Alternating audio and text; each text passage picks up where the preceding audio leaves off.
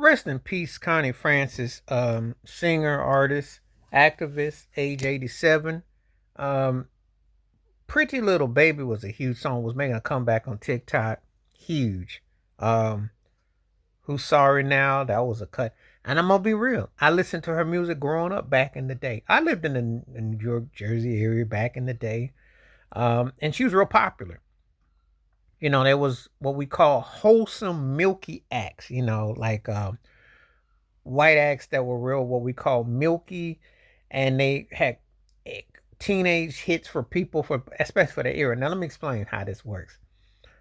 Obviously, it predated me for big stuff, but growing up as a kid watching Sha Na back in the day, um, I familiarized myself with the Tin Pan Alley records because, you know, she worked with Neil Sedaka and I listened to all that. So I was familiar with that. Bobby Darin, who was once upon a time a love interest, but her father forbade that.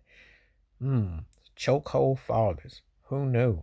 You thought everything started with Britney Spears' father and others. Conservatory. Oh no. Connie Francis went through it really tough. Um, and she's Italian heritage, and ironically, she had Americanized her name like so many others had to, just like Frank Sinatra and Tony Bennett before her, and also Frankie Valli. They all had to like Americanize their names to fit into the music industry. There's actually quite a bit of Italian. That is the one of the links between, I would say, Italian Americans, African Americans. That's something that they shared, even though now those are Italian Americans, especially back New York, Jersey, some of the biggest you can imagine. But that's another story, another video, another time. But there is that link of how they was treated coming to the States or how they was coming in their early career. But anyway, she had she hit in the late 50s and then she had some, hits, and she didn't get the fair shake as her music career. Now, ironically, the story goes that even Mariah Carey says that Ty Mottola tried to model her on Connie Francis, which I can believe. Because Connie Francis had a voice that was wholesome, is what I would call fresh squeezed milk, and it was just a nice blend. And you didn't really even feel threatened or unassuming. It just worked really well. The problem is that when styles and trends changed, that people, moved on. Uh, she was also a survivor of a horrific uh, attack, SA and beyond. And the one who was suspected of doing it that was caught back in 74 at the old Howard Johnson's. And if you were of a certain age in the time, you remember what Howard Johnson was like. She won a lawsuit with that. She lost a brother to a mob hit.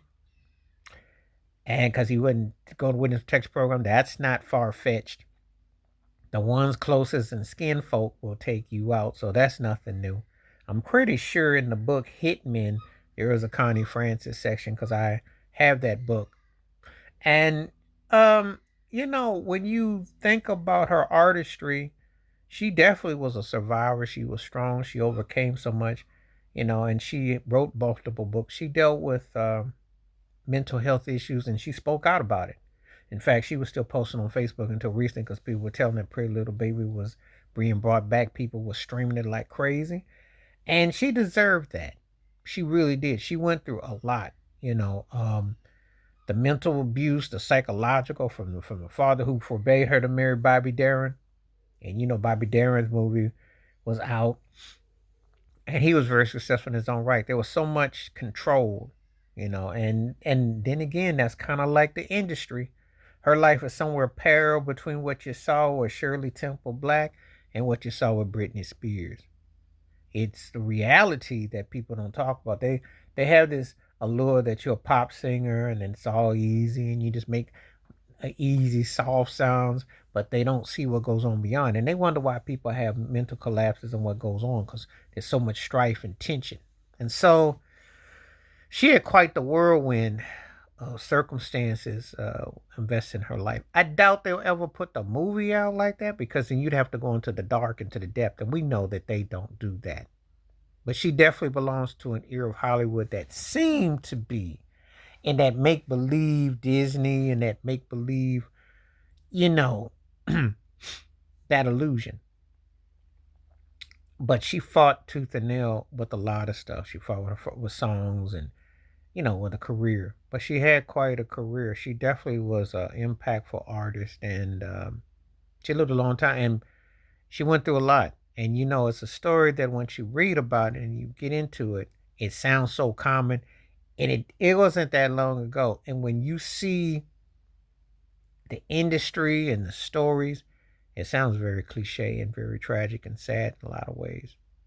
Because did she ever get true justice, and did she ever find freedom, and what did she go through? So it was quite heartfelt, and she definitely left a lasting impression. Though had a distinctive tone and a distinctive flavor and feel. So take time to R.I.P. Connie Francis at age 87, one of the most important female artists of her generation, and had an impact.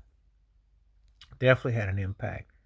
Because that style of vocalization and tone, it may seem milky and cheesy and soft and middle road, but you have to, once you understand musical nuances and times and themes and things, um, there's nothing, every artist has their place and style.